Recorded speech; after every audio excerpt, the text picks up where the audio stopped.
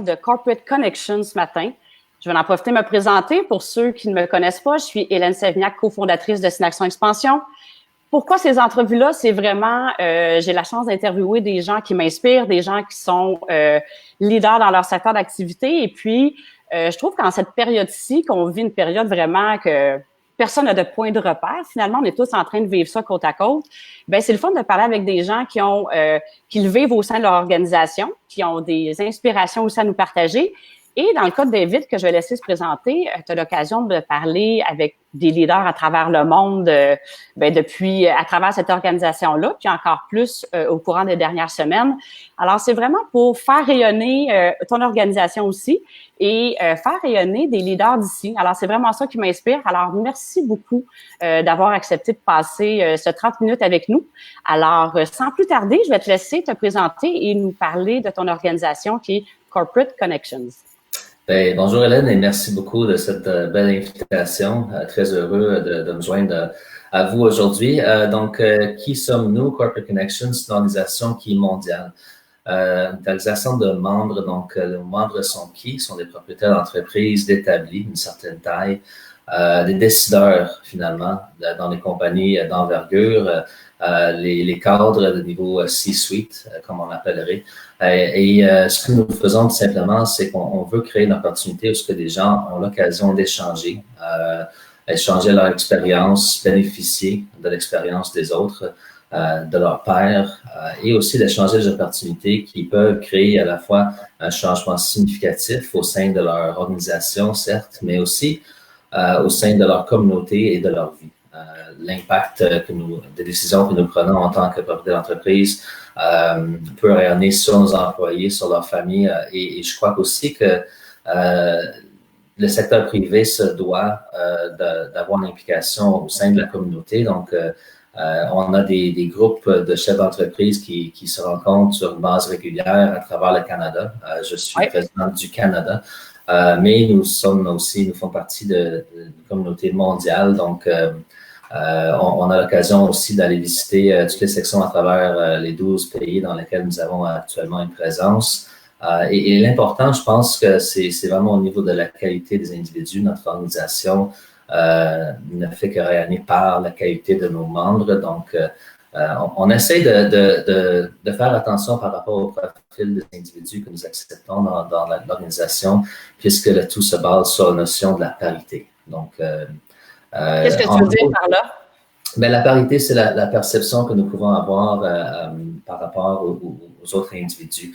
Donc, si je perçois que tu es quelqu'un qui réussit ou qui a réussi dans la vie, je perçois que tu gères une entreprise d'une certaine taille, qui est de taille similaire à la mienne, ça crée une affinité naturelle. Donc, je suis plus porté à partager, à peut-être faire baisser un peu la façade que nous avons au quotidien et d'aller un peu plus en profondeur. Je pense que la base de ce que nous faisons, c'est les relations entre nos membres, les relations significatives qui vont au-delà de ce qu'on peut partager dans nos vies quotidiennes. Donc, notre rôle à ce moment-là devient tout simplement de créer un environnement propice pour ces genres d'échanges. Bien, je trouve que tu touches un excellent point. Puis, j'ai eu l'occasion au cours de la dernière année de faire justement des entrevues avec certains de vos membres. Puis, c'est ça aussi c'est ça qui m'a beaucoup rejoint parce que tu as touché un mot, tu as dit le mot façade. Et effectivement, c'est ça, hein, des fois, l'entrepreneur, c'est comme la façade d'être fort, la façade qu'on a les réponses à tout. Et toute cette façade-là, des fois, ça nous on peut dire que ça nous freine d'avoir accès à de la collaboration parce que quand on dégage qu'on n'a pas besoin d'aide puis que tout est sous contrôle, ben à ce moment-là, on a moins de partage ou des inspirations qui vont provenir. Puis je pense qu'effectivement, ce que j'avais retenu de l'organisation, c'est que vous êtes là au-delà que, oui, vous êtes là pour faire la business, mais tu m'as partagé à plusieurs reprises et je l'ai senti aussi pour avoir assisté à quelques réunions, que c'est l'être humain qui prime dans tout ça. Que au-delà de l'entreprise, ben c'est des contacts humains qui vont faire en sorte qu'il y a des business, des collaborations qui vont se développer. Alors, je décris-tu bien l'essence de l'organisation? En gros, oui, absolument. Tout le monde a besoin de quelque chose. Hein. Tout le monde a des ennuis, des enjeux, des choses qui nous empêchent de bien dormir la nuit, si tu veux, Hélène. Et que ce soit dans nos vies professionnelles ou nos vies personnelles, on peut toujours s'améliorer. Et je pense que moi, je suis un individu qui a toujours cherché à m'entourer des gens qui réussissent, entre guillemets, et qui peuvent ainsi me faire bénéficier de leur expérience, de leur expertise, leur contact, de leurs relations. Mais en tant qu'humain, je pense qu'aujourd'hui, plus que jamais, les relations sont primordiales. Donc, on passe à travers une situation, une pandémie que personne n'a jamais vécue par le passé, et les gens se doivent de s'adapter dans la façon dont ils entreprennent les relations. Donc, à titre d'exemple, ce soit une entrevue comme ceci, qu'on aurait peut-être autrement fait en personne par le passé, on le fait maintenant par vidéoconférence. Mais dans la vie personnelle, c'est la même chose. Ça peut être difficile de rester en contact avec nos amis, même les membres de notre famille. Mais ça peut aussi être une opportunité. Je pense que c'est une crise comme celle-là et la peur peut faire figer les gens et c'est normal, c'est une réaction humaine. Mais comment est-ce qu'on peut tourner cette réaction émotionnelle vers une réaction plus rationnelle, que ce soit dans notre business ou que ce soit dans notre vie, ça peut être une opportunité. C'est ce que nous voyons actuellement. Oui, les derniers mois ont été difficiles pour plusieurs. Et c'est vrai, ça le sera encore, du moins à court terme. Mais comment est-ce qu'on peut tourner cette situation qui est dévastatrice dans une opportunité qui va vraiment durer une fois que la situation sera terminée. Donc, que ce soit l'occasion d'aller rejoindre les amis en Californie pour un verre de vin un vendredi soir ou que ce soit d'aller visiter, de rencontrer certaines de nos membres, les chefs d'entreprise à travers la planète qui ont un désir de collaborer, ça peut être une opportunité aussi. Et qu'est-ce que tu dirais qu'est-ce qui a été, tu sais, tu as parlé un peu de c'est important de s'adapter. Qu'est-ce qui a été, tu dirais, qui a été un beau pivot, une belle opportunité au niveau de l'organisation de Corporate Connections comme telle, là? Parce que là, en tant que président de tout le Canada, c'est quand même, tu devais sentir, il y avait un petit peu de pression peut-être sur les épaules quand tout ça est arrivé. Je me trompe-tu? Même non, je pense que, comme je te dis, c'est une réaction naturelle humaine, du moins momentanément. Je suis très chanceux dans le sens que j'ai des gens qui font un peu mon rôle à travers le monde et nous avons, depuis le mois de janvier, je te dirais, travaillé sur un plan de contingence avenant le cas où que COVID-19 allait arriver ici au Canada. Donc, je te dirais, c'était le 12 mars que nous avons pris la décision de suspendre nos activités en personne. Je fais une parenthèse pour les gens qui écoutent. Un des piliers de la façon que notre organisation fonctionne, c'est des rencontres régulières en personne, face à face. Et nous encourageons évidemment les gens d'aller visiter d'autres sections. Donc, autrement dit, on aurait été un excellent véhicule pour propager le virus. C'est ainsi pourquoi nous avons développé un plan de contingence que nous avons mis en exécution à partir du 12 mars. Donc, quelles ont été les priorités? Évidemment, la continuité des affaires et la santé et sécurité de nos membres. On ne veut mettre personne dans une situation où il pourrait s'exposer à un risque potentiel. Donc, ce que nous avons fait, en fait, au niveau de pivot, pour répondre à ta question, c'est qu'on a transitionné toutes nos rencontres en personne vers les rencontres virtuelles. Ce fut, je dirais, un bon 14-15 jours en ligne de travail, des longues journées, mais je suis très, très fier du fait qu'on a, en fait, jamais eu de rupture de la cadence des rencontres. On a pu continuer selon la cadence normale, bien qu'on a dû transitionner tout le monde vers un environnement virtuel. Donc, c'était de repenser un peu à la façon dont ça pouvait marcher, qu'est-ce qu'on pouvait offrir en tant que valeur pour le temps investi par nos gens et leurs invités, parce que le temps, je suis persuadé que ça demeure la commodité la plus précieuse aujourd'hui. Mais si on le faisait bien, on savait aussi que ça allait donner une occasion de s'agrandir, dans le sens que tout le monde est occupé, mais si je peux venir passer 1 heure ou 90 minutes dans une rencontre et j'ai l'occasion de rencontrer une vingtaine de chefs d'entreprise que j'aurais autrement jamais rencontrés, ben, mon temps pourrait être bien investi. Donc, la plateforme virtuelle pour nous, oui, ce fut une solution à court terme, mais on pense sérieusement que ça peut perdurer une fois que la situation soit terminée. Et c'est un des exemples des choses sur lesquelles nous travaillons actuellement, qui sont là qui sont faits plutôt pour vraiment s'assurer que l'infrastructure que nous mettons en place aujourd'hui va nous faire sortir, une fois que la situation est terminée, en amont, va nous faire sortir en avance nos compétiteurs qui sont, certaines parmi eux ne font pas grand-chose en ce moment pour leurs membres. Fait que dans le fond, toi, tu dis, ben, vous voyez ce pivot-là comme une opportunité pour les membres. Puis comment tu sens que les gens ont fait cette transition-là de partir de on se voit en personne? Est-ce que ça a bien répondu rapidement au niveau des membres? La réponse a-t-elle été rapide? Est-ce que les gens se sont adaptés? Comment ça s'est passé? Je te dirais que l'être humain n'aime pas le changement à la base. Donc, c'est vraiment de faire valoir la valeur et évidemment les opportunités qui peuvent en découler de ce changement. Nous avons appelé tous nos membres et à travers le Canada, j'ai certaines régions dans lesquelles j'ai des gens qui s'occupent des régions, donc eux ils ont appelé leurs membres, nous ont appelé les membres ici localement, on est basé à Montréal, donc on a appelé tout le monde c'était d'avoir des discussions avec eux, de comprendre un peu la situation dans laquelle eux ils se retrouvaient parce qu'évidemment tout le monde était dans une situation de gestion de crise et à la base c'est une question qui peut être très puissante aussi. Qu'est-ce que tu as besoin? Comment est-ce que je peux t'aider aujourd'hui?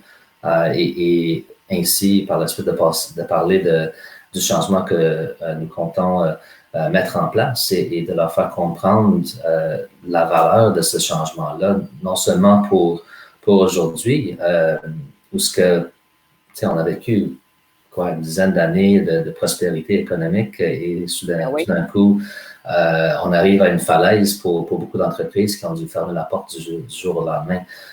Mais comment est-ce que la communauté pouvait apporter une valeur à ces gens-là?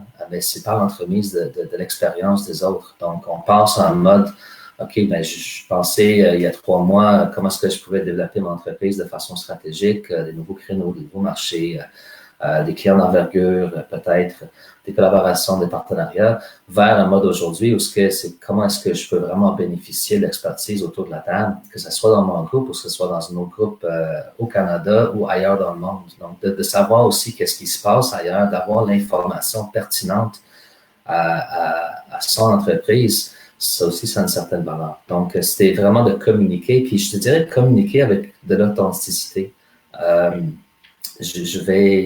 Je pense souvent de ce mot-là aujourd'hui, l'authenticité. Je pense que c'est primordial dans la façon dont nous communiquons, que ce soit avec nos fournisseurs, nos employés, nos clients, et d'avoir une certaine régularité de communication et l'intention d'être authentique dans nos communications qui font en sorte que les gens l'apprécient, ils vont répondre, ils vont voir de l'affinité, puis c'est ça qui crée des relations durables, selon moi, aujourd'hui et demain.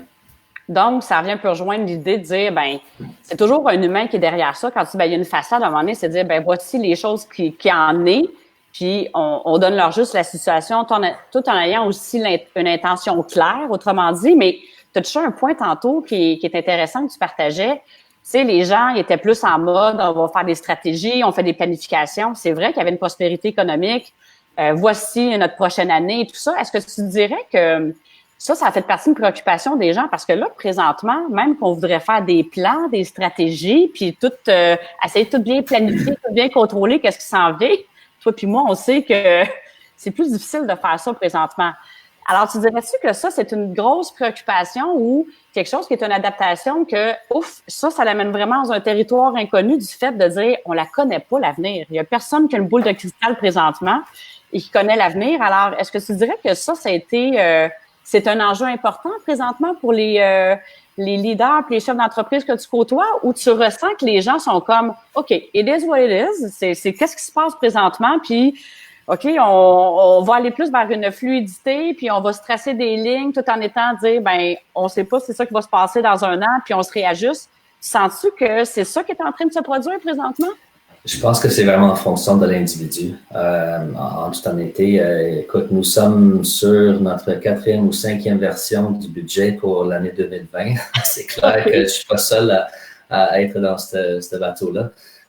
Mais chaque leader a son personnalité qui est différent, a été influencé de façon différente. Donc, je te dirais que, encore une fois, je reviens à ce que je disais tantôt, l'incertitude, la peur, ça peut faire figer les gens. Donc, ceux qui sont, je te dirais, un peu plus avancés aujourd'hui sont ceux qui ont déjà passé en mode action, mais ça commence surtout par la réflexion. On a le temps, arrêtons d'essayer de tout régler, puis réfléchissons à ce qui est important pour la compagnie aujourd'hui et demain. Donc, d'avoir une pensée qui est à la fois court terme et long terme, c'est pas toujours évident, bien entendu, mais je suis très chanceux dans le sens que je suis entouré de leaders d'entreprise qui passent tout à travers une situation, la même situation, de façon différente selon leur propre réalité.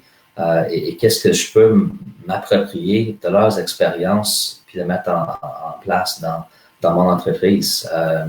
Donc, non, on n'a pas de boule de cristal. J'aimerais bien te dire, comme certains l'ont déjà prononcé, les dates que nous allons retrouver la normalité.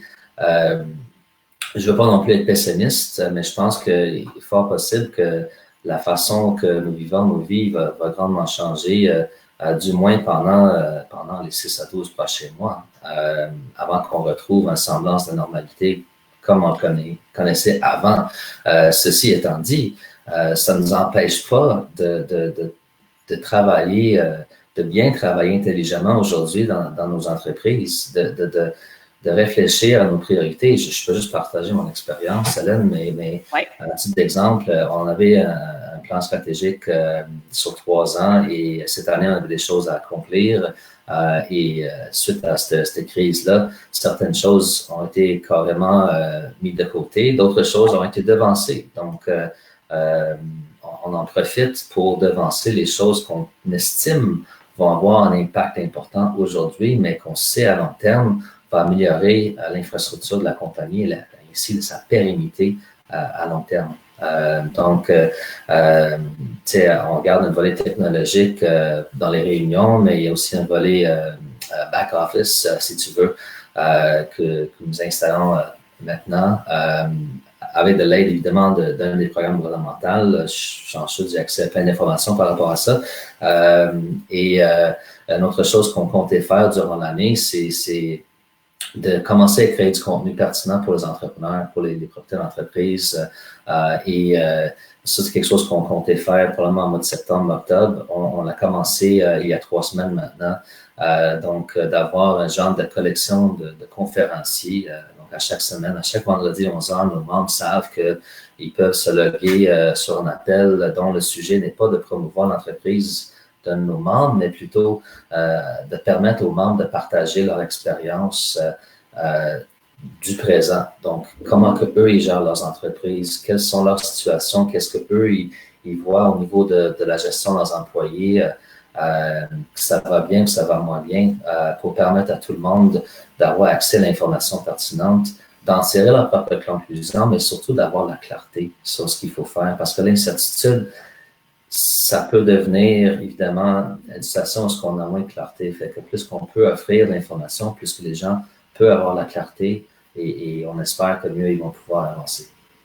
Bien, merci parce que d'ailleurs, tu m'as invité la semaine passée, quand on s'est parlé pour l'entrevue, tu m'as invité, tu as dit, écoute, je t'invite, on a une de nos membres qui est conférencière, puis c'était vraiment ça l'essence, elle a vraiment partagé, ça parlait de l'authenticité du leadership, c'était vraiment wow, puis j'avais pas l'impression, on était vraiment, elle était très généreuse dans l'information qu'elle partageait pour dire, voici qu'est-ce qui est disponible, qu'est-ce que vous pouvez faire, alors merci de m'avoir permis d'assister à ça, mais c'est vraiment ça, puis là, tu as touché un point, ça fait quelques reprises que tu dis, bon, il y a des gens, la peur, ça peut faire figer tout ça.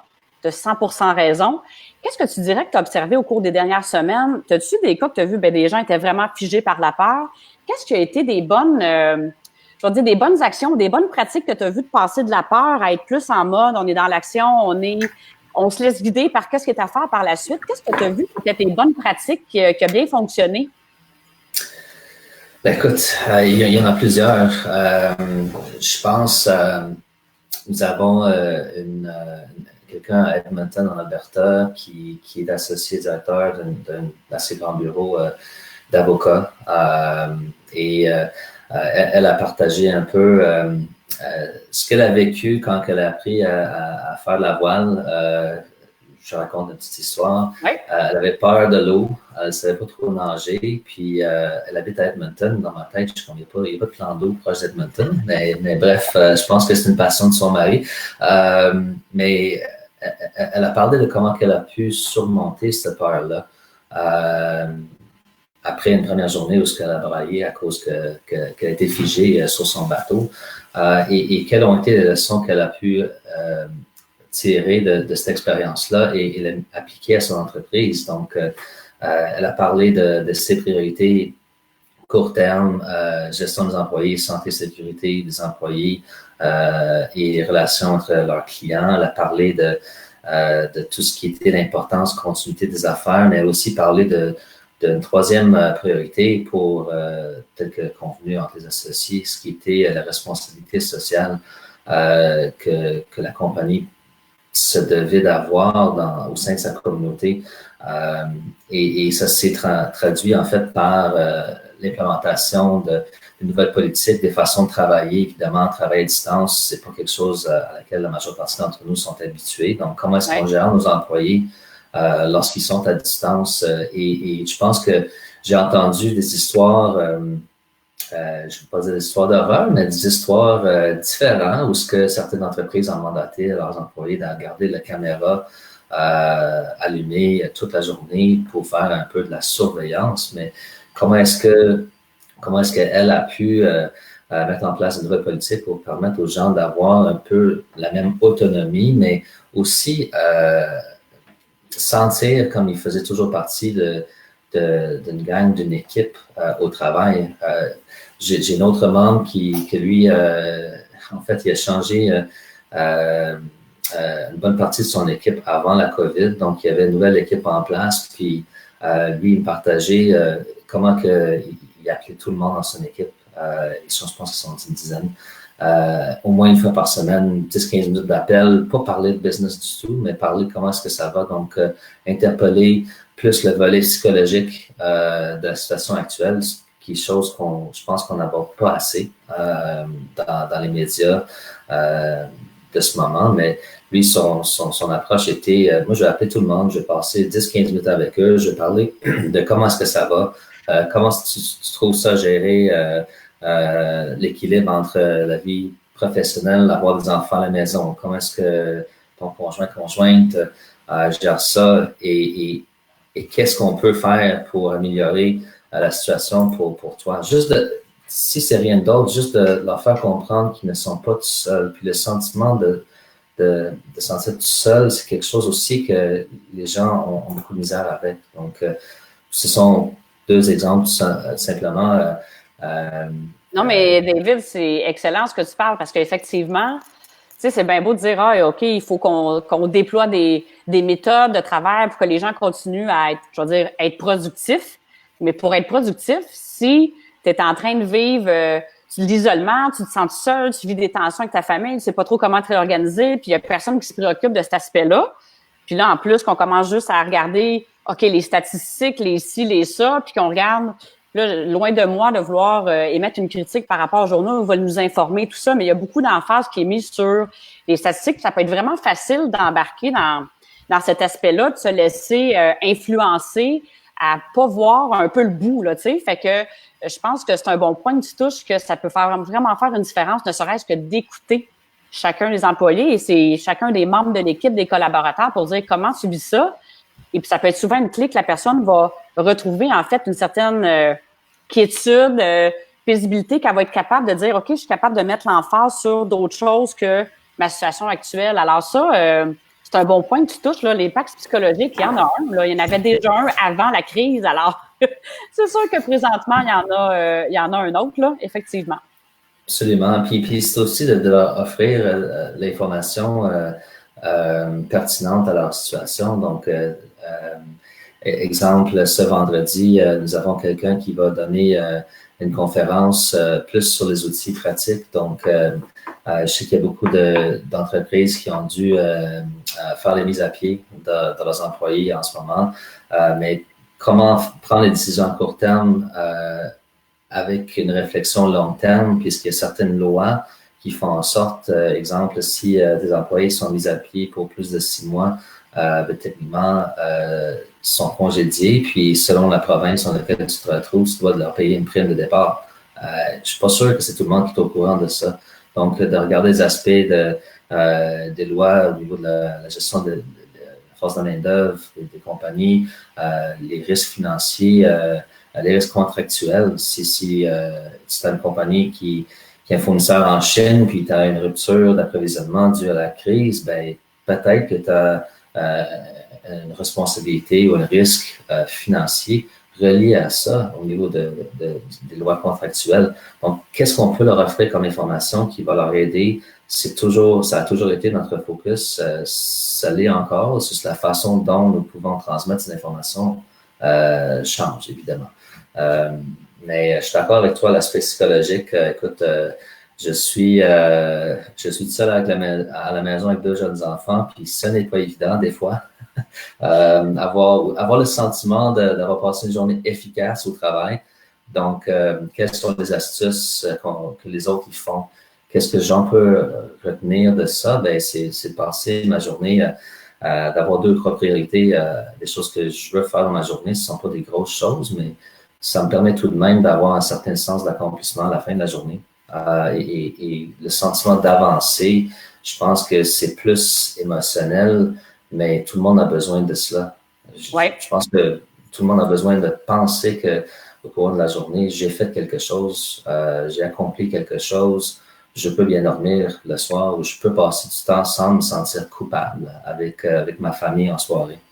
Tu dirais-tu que ça redéfinit un peu c'est quoi la notion d'une journée efficace, toutes ces dernières semaines-là avec le COVID-19? Tu sais, on avait peut-être une vision qu'est-ce qu'était une journée efficace, puis maintenant, qu'est-ce qu'était une journée efficace? Ça a peut-être un nouveau sens, n'est-ce pas?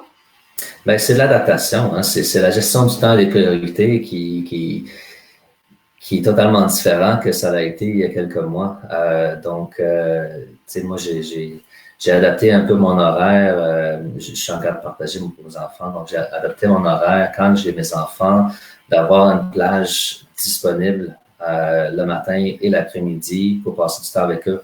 En conséquent, oui, je travaille plus en soirée une fois qu'ils sont couchés, mais c'est correct. Ça me permet d'avoir le sentiment que j'ai passé du temps avec eux. Ce sont toujours ma priorité numéro 1. Et j'ai aussi passé du temps à travailler dans ma business et sur ma business, ce qui est important. Mais c'est sûr que l'adaptation est primordiale. Alors, on pourrait se dire que c'est vraiment dans tout ça, dans qu'est-ce qu'on fait actuellement, ben il y a le côté business, que comme, OK, il y a des lois, il y a les finances, faut pas se mettre la tête dans le sable, il y a des éléments à considérer, puis il y a tout l'aspect humain aussi non plus, qui est pas à mettre de côté, qui est même en tout cas, je pense qu'il est au centre de ça, de dire de se préoccuper du bien-être de nos gens. C'est ça aussi qui peut amener la clarté possiblement sur les prochaines actions à poser dans l'entreprise. Alors, le temps va déjà vraiment vite, ça va faire déjà, on arrive bientôt à la conclusion. Alors, si j'aime bien ça, finir l'entrevue de cette façon-là, si tu avais les paroles de ta sagesse, David, qui avait à s'exprimer, ça serait quoi des paroles de grands sages que tu pourrais partager qui pourraient être inspirantes pour les dirigeants et les entrepreneurs qui nous regardent? Les relations sont plus importantes aujourd'hui que plus jamais. Et les compagnies qui vont réussir demain sont ceux qui vont vraiment passer du temps aujourd'hui à maintenir ces relations-là, à développer de nouvelles relations, à s'exposer à de nouvelles idées, à de nouvelles perspectives, à de nouvelles façons de faire, à s'entourer des gens de façon virtuelle, bien entendu, à s'entourer des gens qui ont une autre manière de faire qui vont pouvoir partager la façon de faire parce qu'il y a une différence importante entre les opinions et l'expérience, qui vont pouvoir partager leur expérience. Je pense que ces gens-là les propriétaires d'entreprises qui agissent de cette façon-là seront ceux qui vont sortir avant leurs compétiteurs une fois que la situation soit terminée. Et c'est de le faire, comme je dis encore une fois, avec l'intention d'authenticité. Parce que ça va créer des souvenirs, des mémoires auprès de tous les interlocuteurs à qui on va parler pendant ce temps-ci, une fois que la situation sera terminée. Bien, je te remercie infiniment, David, pour ton temps. Ça a été merveilleux de passer ce moment-là avec toi. Un gros merci. Et à tous les gens qui nous regardent, la prochaine entrevue sera jeudi prochain, en fait jeudi dans 2 jours, à 11h avec Marc Bérubé, qui est président de Coaching Financier Trek. Alors, David, un gros merci encore et je souhaite à tout le monde une magnifique journée. Merci à toi, Hélène. Bonne journée à tous.